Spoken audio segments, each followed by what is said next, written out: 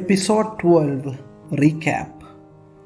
Doctor അവരെ വിട്ടു പോയതിനു ശേഷം ബെസ്സി ജെയിനിന് എന്തെങ്കിലും കഴിക്കാനോ കുടിക്കാനോ വേണമെന്ന് ചോദിക്കുന്നു. ജെയിനിന് ഒന്നും വേണ്ടാതിരുന്നതിനാൽ അവർ ഇരുവരും താമസിയാതെ ഉറങ്ങാൻ കിടക്കുന്നു. Summary English. As promised, the doctor came to Jane the next morning. As soon as he came in, he asked Bessie how Jane was. To his question, Bessie said Jane was better that morning. The doctor asked if she had any pain because she looked sad.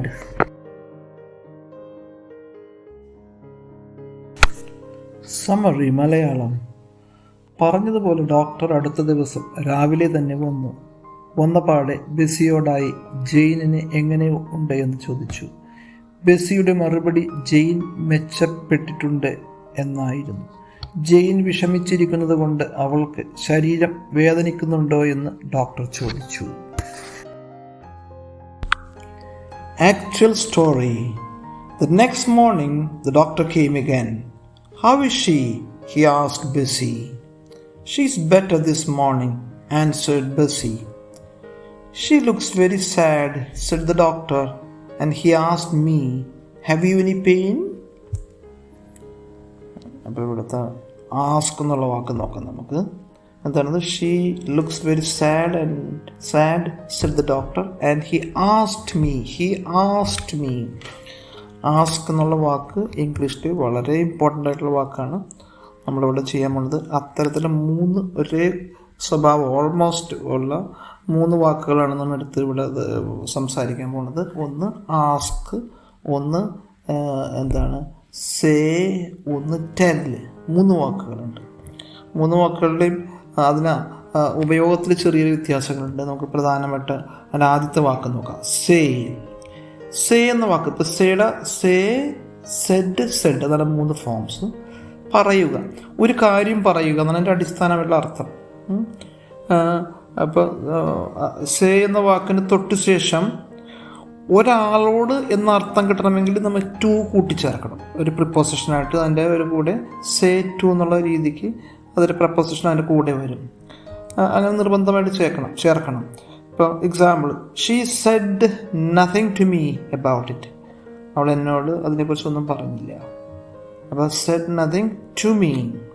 ഇനി അടുത്ത് നോക്കാം. It's hard to say what caused the accident. അപ്പോൾ ഇത്തരത്തിൽ say എന്നുള്ള കാര്യം ഒരു കാര്യം പറയുക എന്നുള്ള അർത്ഥത്തിലാണ്. അത് ഒരാളോടെന്നുള്ള അർത്ഥത്തോടെ കിട്ടണമെങ്കിൽ സേക്ക് തൊട്ട് ശേഷം ചേർക്കണം, ടു ചേർക്കണം. അടുത്തത് ടെൽ. അതിൻ്റെ ഇപ്പം ടെല്ലിൻ്റെ 3 ഫോംസ്. Tell, told. ഒരാളോട് അല്ലെങ്കിൽ വ്യക്തിയോട് ഒരു കാര്യം പറയുക, അതാണ് അതിൻ്റെ അർത്ഥം. ടെൽ എന്ന് പറഞ്ഞ വാക്കിൻ്റെ അർത്ഥം. ടെല്ലിന് തൊട്ട് ശേഷം ടു എന്ന പ്രപ്പോസിഷൻ ചേർക്കാൻ പാടില്ല.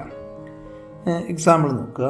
ഇപ്പം ഒരു സിമ്പിൾ എക്സാമ്പിൾ പറയുകയാണെങ്കിൽ ഇപ്പം ടെൽ മീ എന്ന് പറയുള്ളൂ. ടെൽ ടു മീ എന്ന് പറയാൻ പാടില്ല. ടെൽ ഹിം, അവനോട് പറയൂ.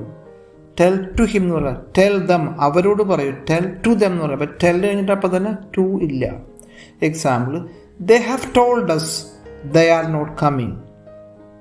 അടുത്ത example, did she tell U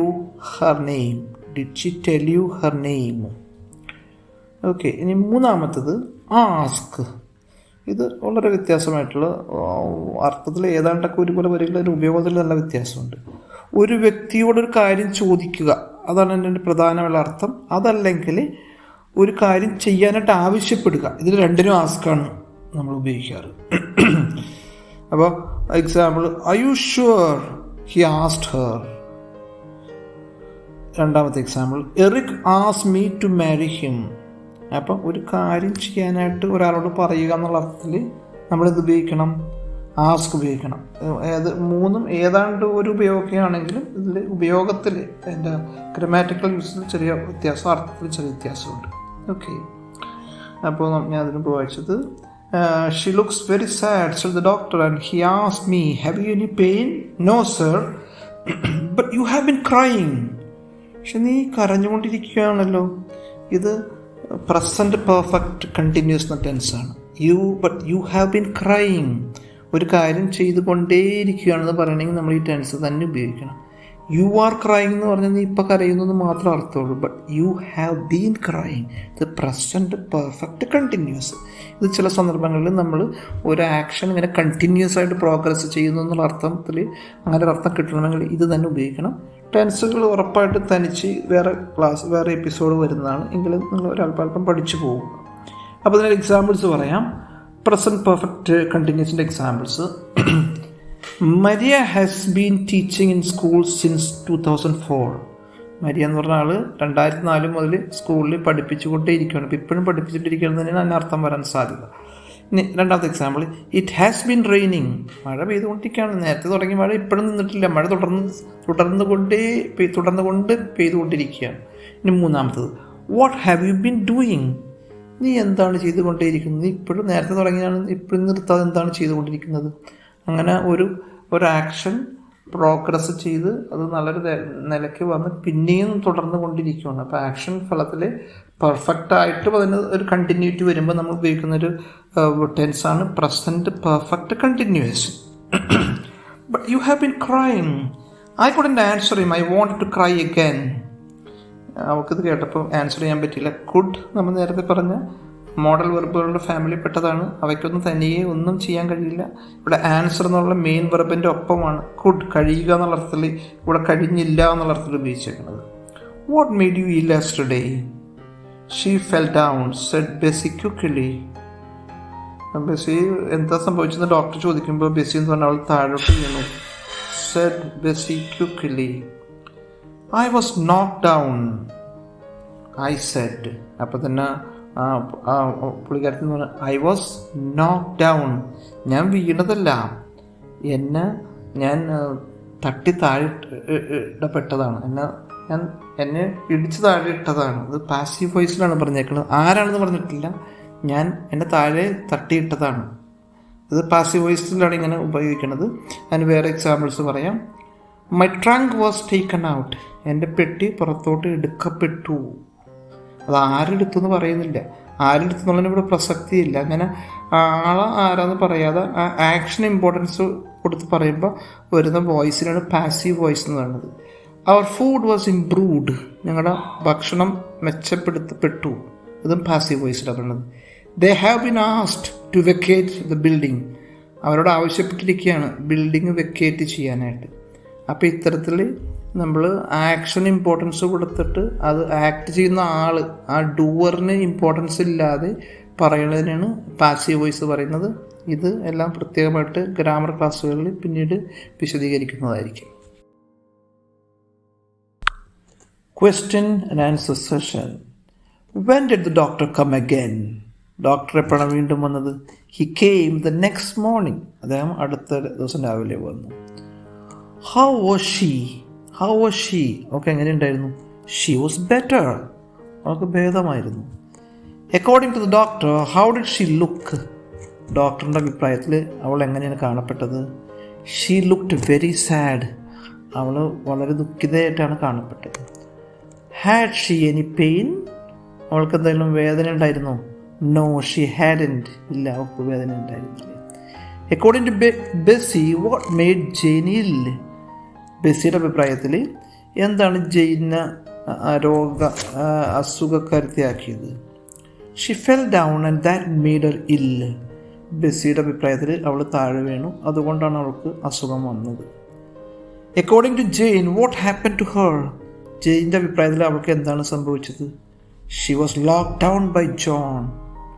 Xi വാസ് knocked down by ജോണാൽ അവൾ തട്ടി താഴെയിടപ്പെട്ടു, അതാണ് സംഭവിച്ചതെന്നാണ് ജെയിൻ പറയുന്നത്. The Taiwanese bicycle. The college that I attended during my pre-degree was Bharati Mata Trikakara, and it was almost 3 kilometers away from my home.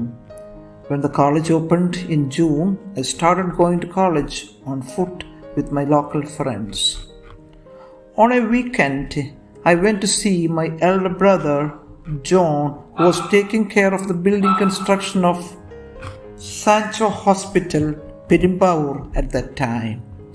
When I told him about my love for a bicycle, he immediately gave me 1,000 rupees and let me buy a bicycle to my liking by myself. The next day, I went to a cycle emporium called Kavida on MG Road, Ernakulam. At the shop, they had a limited edition bicycle by the name White Pigeon from Taiwan, and that cost exactly 1,000 rupees. Without a second thought, I bought that bicycle and pedaled it home on my own. When I went to college for the first time with that bike, literally I was over the moon.